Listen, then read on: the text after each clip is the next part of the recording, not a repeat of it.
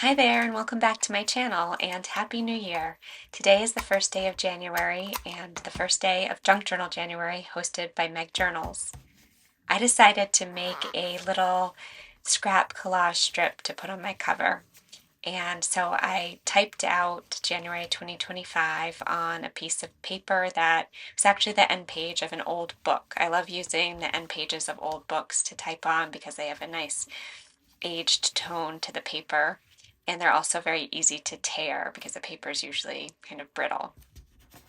So I started with just a thin strip of plain paper and then put a piece of double-sided tape on that. It doesn't matter at this point how long that paper or double-sided tape is. And then I'm just picking out little scraps of paper and sticking them onto the tape. I don't want the strip to be very wide because I want it to fit on the cover of my journal, and my journal's relatively small. So just one more piece of paper, and then I decide to layer this little piece of painted doily over top of the other scraps and then put the January 2025 on top of that.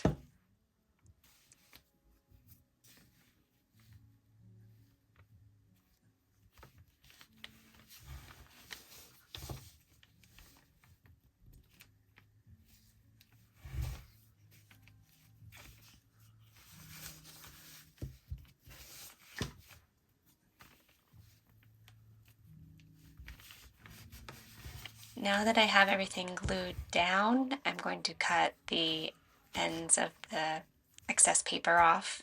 And then I could leave it like this, but I decided that I wanted to add some stitching to it. So I'm going to move over to my sewing machine next.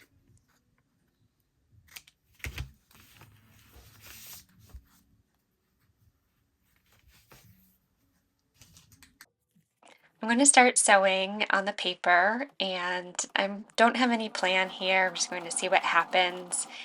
This sewing machine is a basic Kenmore.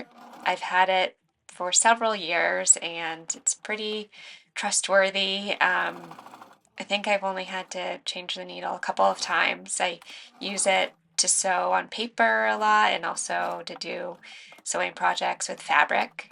But once I realized I could use it to sew paper together, it started getting a lot more use.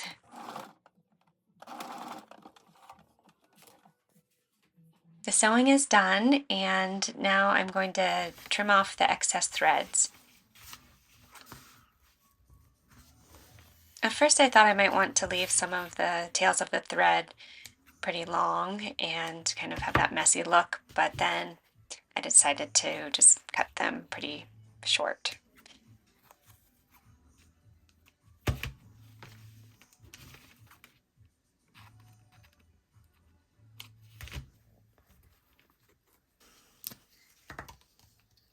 The last step is to glue it down with this glue stick. This is a Scotch Create wrinkle-free glue stick, and the glue is very, very sticky and strong, so I thought this would work well for the cover.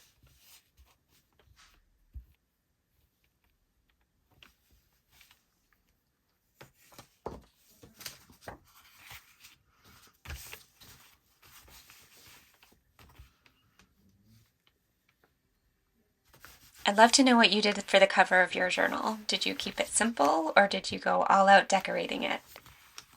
Thanks for watching and see you in the next video.